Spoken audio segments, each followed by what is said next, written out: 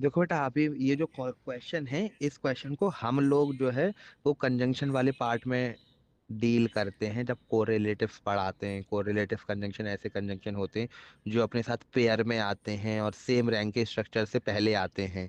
ठीक है, जैसे कि नाइदर के साथ नॉर आता है, इधर के साथ और आता है, नॉट ओनली के साथ बट ऑल्सो आता है, और बोथ के साथ एंड आता है। तो दीज आर कोरिलेटिव कंजंक्शंस। ठीक है, तो जब भी ये आते हैं तो ये हमेशा पेयर में आते हैं, अगर आएंगे।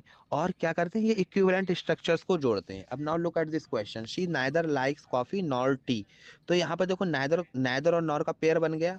और मैंने आपको क्या बताया, whenever we use the correlative we use them at the before the equivalent structures.